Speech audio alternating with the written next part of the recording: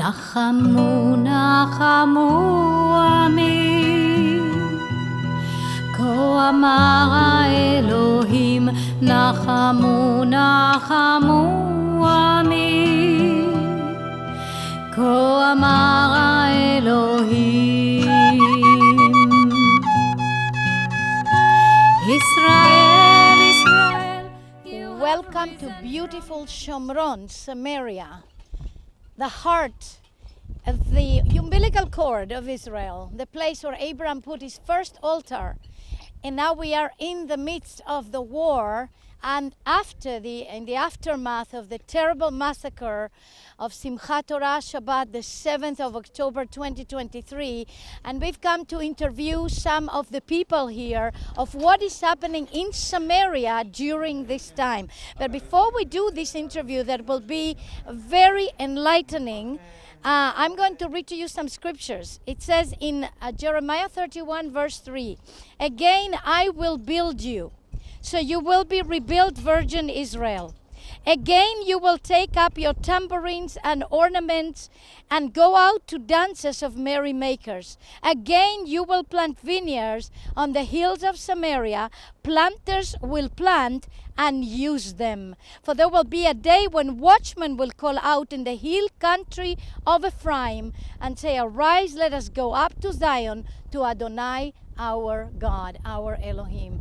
And that's what we've done. We're watchmen, and we are right here in the area of Samaria where we've planted a few orchards of many different kinds of fruit trees, and we came to see how they are in the midst of the war. For Samaria has been actually a place of contesting for quite a long time. So I'm going to invite Ori right now, who is actually in the IDF and also a citizen of this area. אורי, שלום לך, טוב לראות אותך, טוב להכיר אותך, ובוא תספר לנו קצת על המצב. אני שמעתי שאתה פגשת כמה אנשים בזמן האחרון.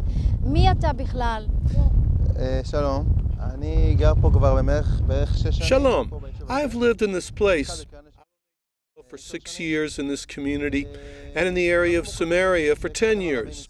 We're surrounded by Arab villages all around. There's no security fence and everything is open and exposed. From the other side we can see their villages. Ever since the war started, we've been guarding the area ourselves. If we're not on guard here, no one will provide watchmen. The Israeli army removed its units. Most of its forces went to the Gaza border area and to the Lebanese border. And we're here in a confrontational area because there are many Palestinians who support terrorism and Hamas. They believe this area is theirs, and they are willing to employ violent means to achieve their aims. So, as for me, and I'm serving reserve duty in this area, we patrol every day in the morning, afternoon, and at night. Some of our personnel do it as volunteers who aren't actually called up to the army. Some of us, like me, are indeed called up to the IDF reserve units. Yesterday on a routine patrol, we spotted an Arab shepherd on the roadside in the village below us. We detained him. אנחנו יודעים שרק אתמול, משהו שלכאורה תמים, בסוף רואה צאן, אבל אתמול גם באזור בנימין היה משהו די בסדר. We heard of a similar situation in the Benjamin area. When they detained him, they checked his cell phone and discovered that the phone was full of pictures of ISIS, Hamas, and support for terror activity. There were aerial pictures of the community. They can appear as innocent shepherds, but we know that they are not so. If we don't stand on guard with our weapons and fight for this place, it won't stand. At present, even though the army is supposed to be stationed here, they're not. We don't blame the army as they have important priorities, but the army isn't here. So we residents and citizens determined to be prepared, and we don't want what happened in the Gaza border communities to happen to us with a surprise attack. So we're armed and ready to defend ourselves. The weapons and equipment we have available is not the latest, and we need upgrades, as we have no security fence. There aren't enough security cameras. We'll show you around so you can see our situation and how close we are to the surrounding Arabs and the easy path they have to get to us. It's so close, the access is easy. We can hear from Ori that at this point in time, this place is not protected enough. So we need to pray for the protection of this place and also the finances that are needed to be able to equip them with all that they need to defend themselves. When it tells about a shepherd coming up with the cows here and in the area of Benjamin as well, it sounds kind of like, something innocent. But it is not innocent, because that is their way to come and do reconnaissance and to actually find out what are the weak places, how can they attack properly. And that's the reason when they took their phone and they looked in the phone and they saw all kinds of stuff from Daesh, from ISIS, and from Hamas, and all kinds of maps and things like that actually shows how they could attack these areas. It is not an innocent matter.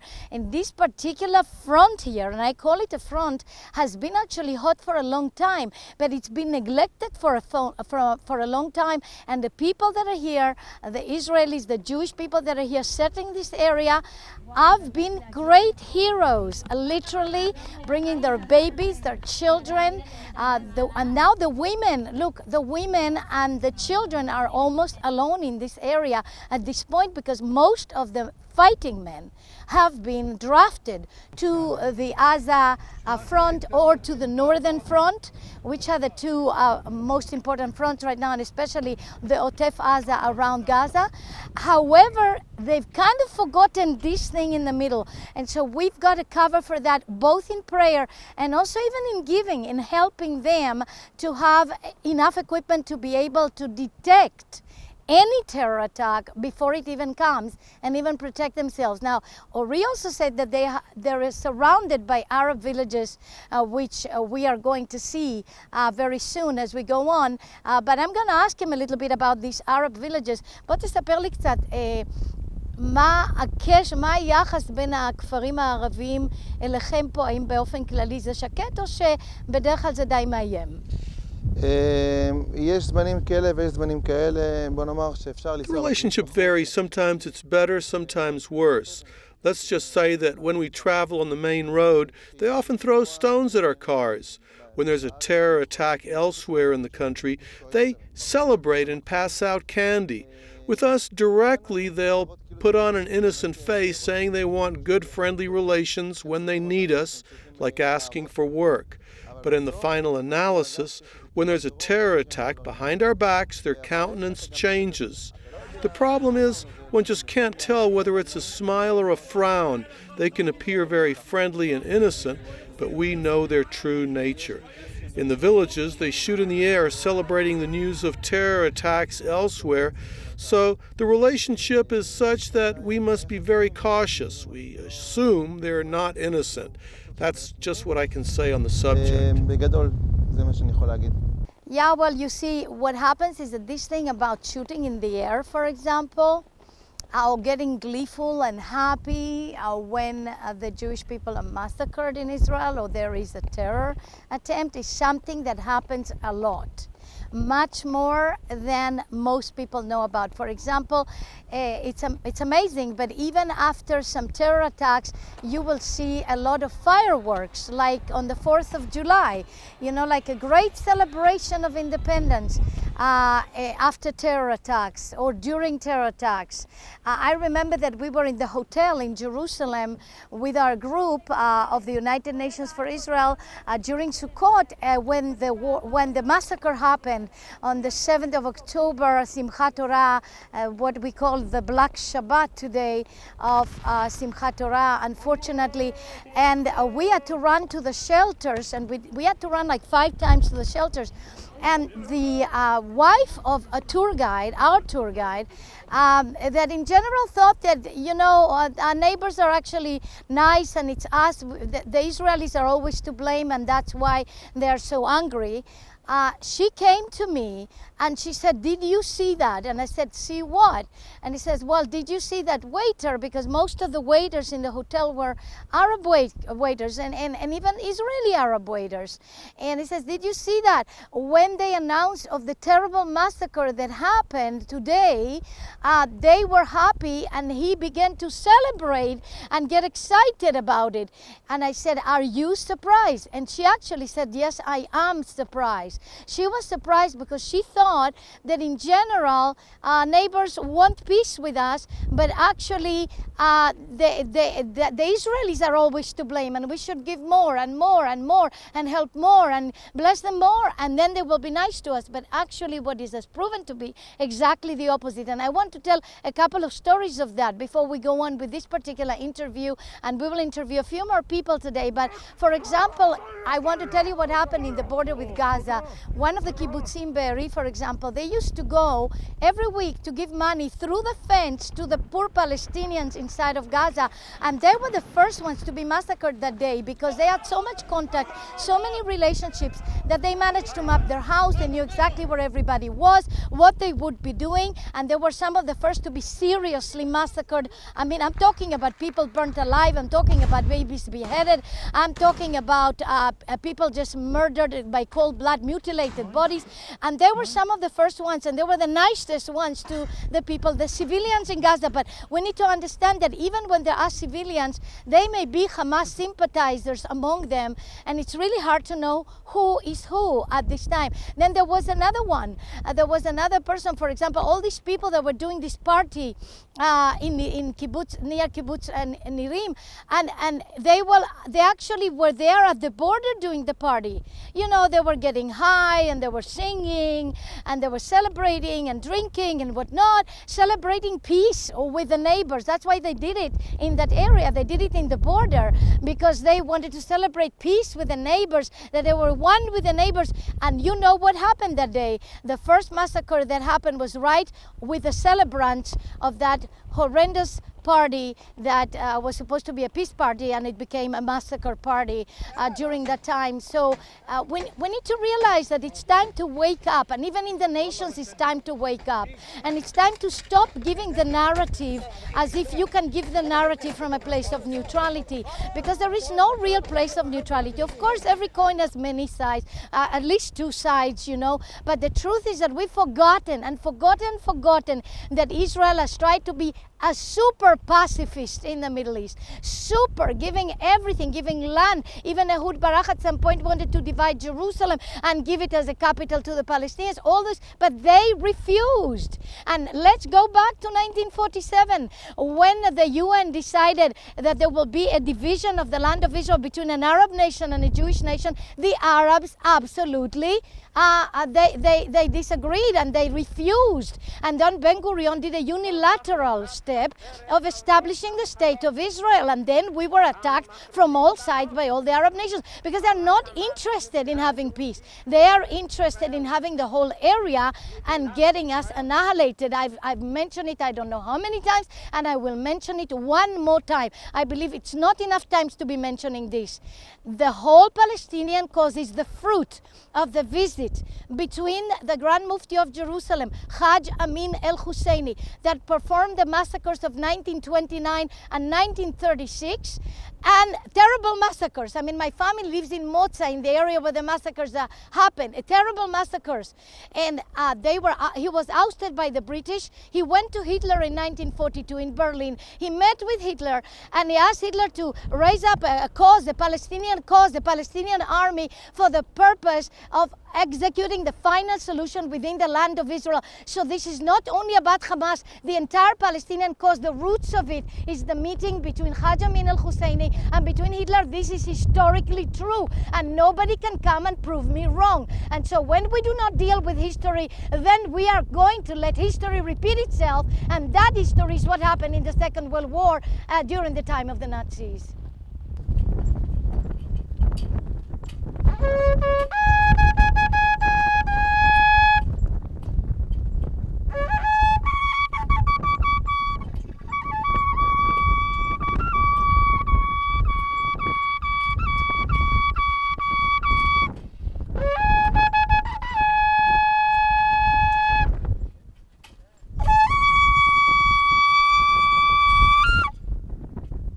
know what? While I was talking, the wind blew away the cover of this guard post, and just shows you that their equipment is so deficient and they need better equipment.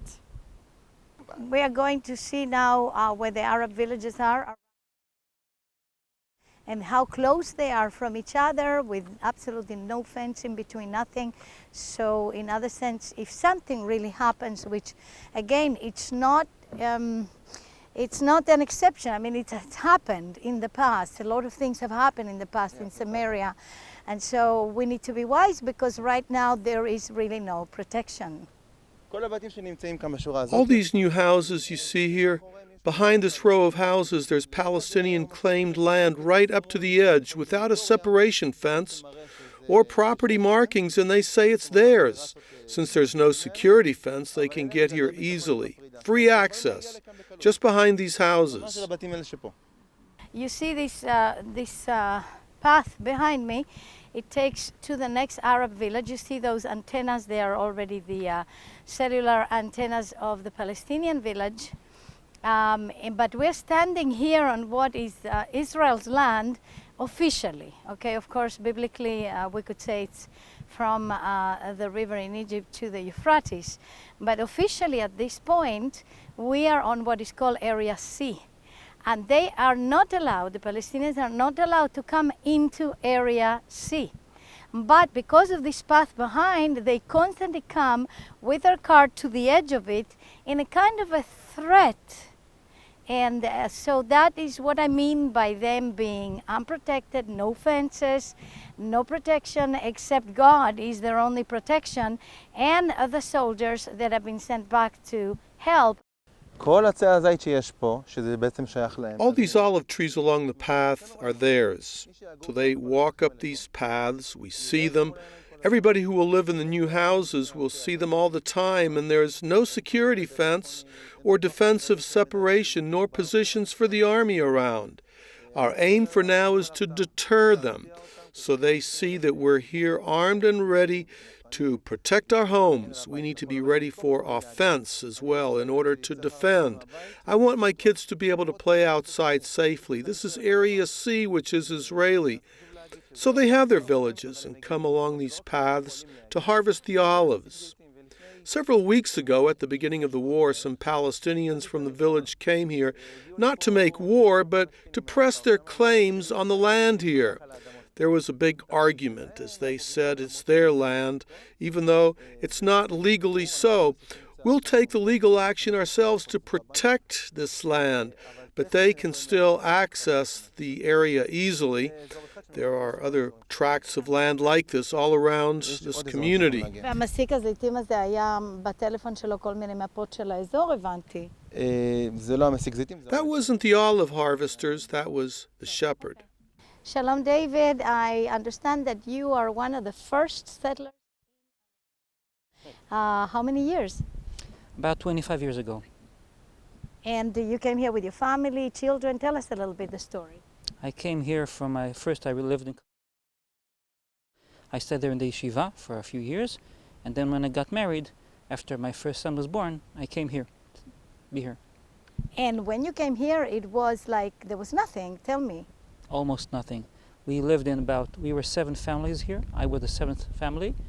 We had a few caravans. We had a generator which broke down every here and there. We had no road.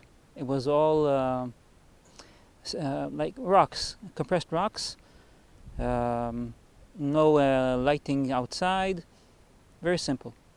And the place therefore was empty, but in the midst of a lot of Arab villages that some of them or a lot of them may be quite hostile. And the question is, what brought you here?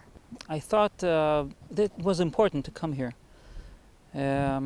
Wasn't easy, but it was a chance to do something, and we came, even though it was hard. It was hard.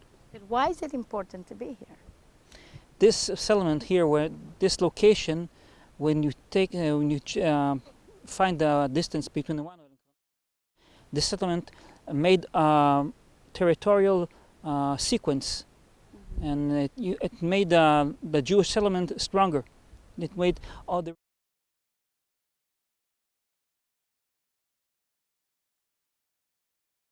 by this settlement. So territorial consistency, that sounds good. And have you had all kinds of experiences here that have been a bit frightening? It happened here and there sometimes, and we are now also on guard duty. Sometimes we jump when there's some kind of danger, and we protect our families, our home. I can see that, and I see that you're pretty outfitted here. You told me that some of the outfitting you have is from the donations of people that have been helping outfit you so that you can defend yourself. Mm-hmm. The army gives us the guns. This is their army gun. But all the other equipment, a lot of it comes from donations. We could have something very basic from the army, but these vests and hats and all kinds of other things, equipment that we need, communication, a lot of other things, flashlights, that's all donations. The army does not give us that. How important it is to donate, actually to help them to defend themselves, to protect themselves, to have cameras that they can survey every time and defend the villages, just like David that came 25 years ago.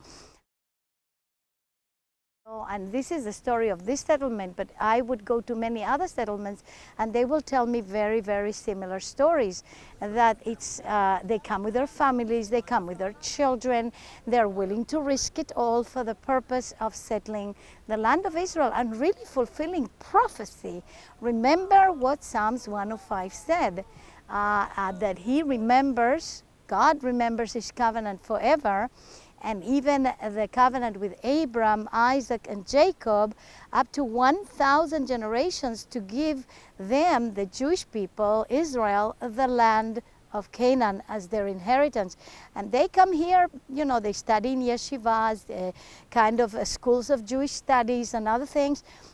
But they come here with faith, believing that they are a prophetic fulfillment to what God promised that will happen in this area, in spite of the threats, the difficulties, and especially as I'm recording this program in the aftermath of the terrible massacre, and that showed all of Israel and the world of what this extreme Islamic Hamas that kind of takes the Palestinian cause to an extreme can actually do without any scruples and any conscience. So how important it is to actually pray for them and also help them to be outfitted. So this is my niece Or, and she has a few words to tell us here because she's come with her husband, and by now 2 babies. Who knows? When you watch it, there may be 3 babies, 4 babies, 5 babies, 12 babies, because they, you know, that's important to have babies. So we're going to ask her a few questions here because she was telling me about a village that's like beyond these olive trees here, where these antennas behind me are the already Palestinian antennas for their cell phones. Beyond these olives, there is another village that received a prize from Hamas. Okay, אז בואי תספרי לנו על זה. I just want to explain to everyone so they have a clearer understanding. There's a tendency to think that Hamas is only in the Gaza Strip and that the Israeli Arabs are separate. But that's not the case. Hamas is right here. There's a village. When we travel on the road, they throw stones at our vehicles, sometimes Molotov cocktails and gunfire. This village received a Hamas commendation for their steadfastness for the jihadists and martyrs from there. And I want to explain that there's no difference between the separation of Hamas in Gaza and from the Israeli Arabs who are here. Hamas is here, and it doesn't matter how one calls them, whether Hamas, Islamic Jihad, or Fatah. They all desired the same thing, that we will no longer be here. It's a battle of light against darkness, but the light will triumph. We're the people of God, and we'll always be here. It doesn't matter what they're called. The conflict is not over a particular land ownership. It's a battle for survival, and that's what we must understand. Amen, amen. And as Or is talking about this, I'm thinking to myself, it's written in the book of Joel, where it says, "V'Yehuda leolam teshev v'Yerushalayim midor ledor," and Judah will be forever, and Jerusalem from generation to generation. And therefore, even though there is so many threats, all of this is leading to a great redemption, Geulah, a great salvation, Yeshua. It's leading to the completeness of the prophetic words that have been spoken by the prophets. But until we get to the fulfillment, there is a battle to fight. It's both spiritual and physical, and how important it is to stand on the side of Israel. We need to realize that we're not only standing on the side of Israel, we're standing on the side of the God of Israel. You know, often I say, do you really want to know a holy triunity? Let me show you a holy triunity. Here it comes.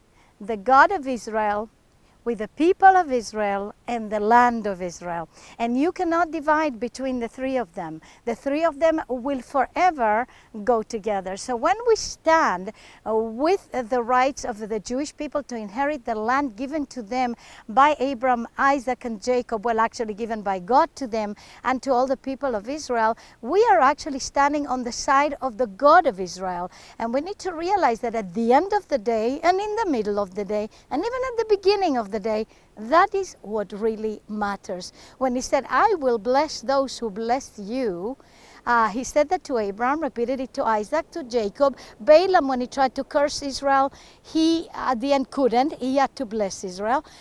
We need to realize that "I will bless those who bless you" is not just a nice saying. It is a serious promise to those that stand on the side of Israel against all odds, not because Israel is always right, but because the God of Israel is always right. And that's what matters. And then he said, "I will curse those who curse Israel." In this case, it is two words, which is klala and mera, which means I will utter a word of curse or destruction, complete annihilation, to those that take Israel lightly. And we need to be very, very careful going forward. How do we take Israel when they are in a quest, in a prophetic quest from the God of Israel to settle the land of Israel? Let's put ourselves on the side of the God of Israel by blessing Israel, praying for her to be able to fulfill her role. And the truth is that when Israel fulfills her roles, all the nations will be blessed as well.